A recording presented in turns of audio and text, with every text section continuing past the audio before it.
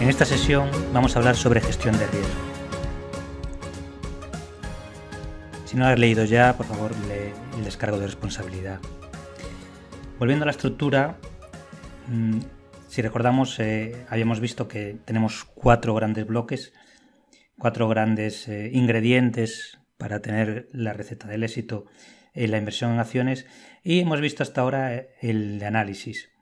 Lo que vamos a ver ahora es la gestión de riesgo. Como vemos, es tan importante como el análisis, aunque es cierto que probablemente le dediquemos más tiempo al análisis, porque es donde se hace la mayor parte del trabajo, el conseguir una buena valoración de las empresas, pero la gestión del riesgo es muy muy importante, porque nunca vamos a estar totalmente ciertos de si la valoración que hacemos es la correcta, o incluso aunque hagamos una valoración correcta, es posible que aparezcan imprevistos o cosas que sean imposibles de predecir, que hagan que esa inversión no vaya a buen puerto. Por lo tanto, es muy importante saber gestionar el riesgo.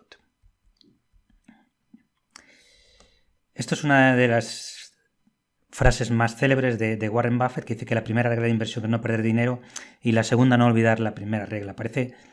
Parece obvio, pero es muy importante de cara a pensar que si lo que queremos es componer, si lo que queremos es ir construyendo nuestro patrimonio a partir de nuestras inversiones, las inversiones en sí, el dinero, al final es la herramienta que tenemos. En el momento que lo perdemos y ya no podemos volverla a invertir, y tendríamos que o bien conseguirlo de otra forma o bien conformarnos con menos rentabilidad en términos absolutos. Es decir, que es muy importante gestionar el riesgo y evitar sobre todo pérdidas permanentes. Es decir, podemos tener pérdidas temporales porque el mercado no está dando un precio que creemos que es el ajustado al valor que hemos calculado. Pero lo que no podemos pensar es en tomar decisiones que hagan que empresas pierdan valor y ya no sea posible recuperarlo, por lo tanto tengamos que vender con pérdidas. Podemos distinguir distintos tipos de riesgo. Aquí he puesto los que considero los 2 principales. Uno es basándonos en el conocimiento, y en este caso pues podemos hablar de lo que es el riesgo en sí, si lo conocemos o no, y lo que es el resultado, si puede pasar ese riesgo, se puede materializar o no. Por tanto, podemos tener riesgos que son conocidos, que ya sabemos que puede pasar, e incluso podemos saber si van a pasar o no. En estos casos pues son cosas que sabemos, y lo que tenemos que hacer es tener en cuenta nuestra valoración para no incurrir en pérdidas. Podemos tener riesgos que sabemos que pueden pasar, son cosas que a veces pasan, pero que desconocemos si van a pasar o no. En este caso estamos hablando de cosas que sabemos que no sabemos, es decir, que no sabemos si van a bajar las ventas por alguna circunstancia en particular, porque haya una recesión, porque vayan a subir los tipos, etcétera. Es decir, hay ciertas cosas que sabemos que pueden pasar cuando analizamos una empresa, cuando invertimos en una empresa, pero que no sabemos si van a pasar realmente o no. Y luego están riesgos que están desconocidos y que por tanto resultados desconocidos. Es decir, en este caso estamos hablando de cosas que no sabemos. Y estas son muy muy importantes porque no estamos teniendo en cuenta nuestra valoración. Esto salvo por el margen de seguridad, ya que no sabemos qué pueden pasar. Por ejemplo, hasta hace poco pues nadie se imaginaba que una pandemia iba a tener el impacto que ha tenido, que podía ocurrir una pandemia a estas alturas, y por tanto probablemente no se estuviera teniendo en cuenta en las valoraciones de la empresa, o probablemente se estuviera manteniendo acciones que estaban correlacionadas negativamente con la pandemia, y por tanto no estábamos cubiertos en el caso de que ocurriera algo así. Cuanto más conocemos una empresa, cuanto más conocemos un sector, mayor es nuestro círculo de competencia, y por tanto menores riesgos desconocidos tenemos, o más conocemos el impacto de los riesgos que conocemos. Es por lo que es tan importante este concepto que es acuñado o que ha popularizado Warren Buffett, que es el de invertir solo dentro de nuestro círculo de competencia, es decir, en aquellas empresas de las que tenemos un buen conocimiento y por tanto podemos conocer los riesgos tanto como los posibles beneficios, ¿no? Cuanto mayor es nuestro círculo de competencia, cuanto mayor profundidad tenemos en el conocimiento de un sector o de una empresa, pues menor riesgo vamos a tener de este estilo, porque vamos a conocer mejor los riesgos que hay y las probabilidades de que pasen.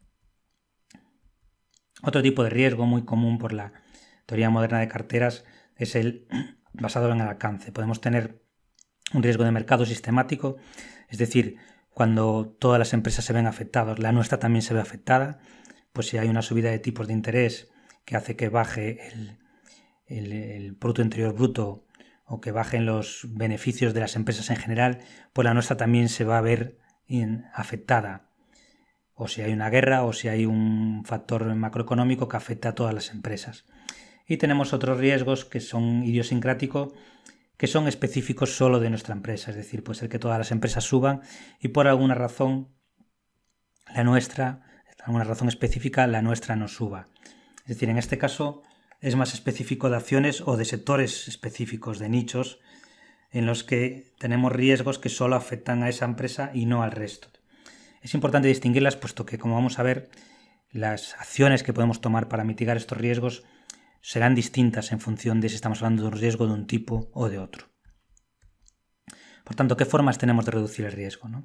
Podemos hablar de riesgos específicos de las acciones a la hora de seleccionar acciones y de riesgos que podemos mitigar en la gestión de la cartera, ¿no? Pues en la selección de acciones, como hemos visto, pues el principal sería el círculo de competencia. Cuanto más conozcamos una empresa, pues menor riesgo tendremos, porque conoceremos mejor los riesgos a que está sometida. Es decir, reduce lo que no sabemos o los desconocidos que hemos visto en la anterior slide. Y el margen de seguridad, es decir, cuanto más colchón tengamos a la hora de comprar una acción con un valor superior al precio, cuanto más distancia haya entre el valor que nosotros estimamos y el precio, mayor margen de seguridad y por tanto vamos a tener un colchón contra eventos no esperados. A la hora de gestionar la cartera, una herramienta principal que tenemos es la diversificación. Es decir, cuando diversificamos en distintas acciones, y más que en distintas acciones, en acciones que estén expuestas a distintos factores. Es decir, pues aunque tengamos muchas acciones, si todas dependen del precio del petróleo, por ejemplo, pues no estaremos muy bien diversificados, porque si hay una bajada del precio del petróleo, pues es posible que nos bajen todas estas empresas. O al revés, si le impacta negativamente la subida del precio del petróleo, pues ocurriría al revés. Por tanto, es importante diversificar, pero también teniendo en cuenta qué factores influyen en cada una de estas empresas. El tamaño de las posiciones. No es solo diversificar en distintas acciones, sino qué tamaño, cuánto invertimos en cada una de ellas porcentualmente, ya que esto puede hacer que en un determinado momento estemos más expuestos a unos factores o a otros. Rebalanceo, pues es una forma de ir actualizando el perfil de riesgo. Es decir, si tenemos una acción que ha subido mucho de precio, pues podemos reducir un poco su exposición, aunque todavía podamos ganar dinero con ella, aunque todavía le veamos potencial de revalorización, pero podemos reducir su exposición y exponer el dinero, estas cantidades, estos importes en otras de las empresas que tengamos. Derivados, pues en algunos casos podemos utilizar tanto futuros como opciones para reducir el riesgo. Esto, por ejemplo, para reducir riesgos sistemáticos o de mercado, pues podemos utilizar opciones o futuros sobre los índices, sobre algunos índices o ETFs, para reducir el riesgo de que haya una caída generalizada en los mercados. Y otro tipo de forma de reducir el riesgo pues sería espaciar en el tiempo, es decir, ir distribuyendo el riesgo en el tiempo. Si podemos ir comprando espaciadamente, pues estamos reduciendo la exposición a que haya una subida fuerte o una caída fuerte que nos produzca pues pérdidas temporales o permanentes.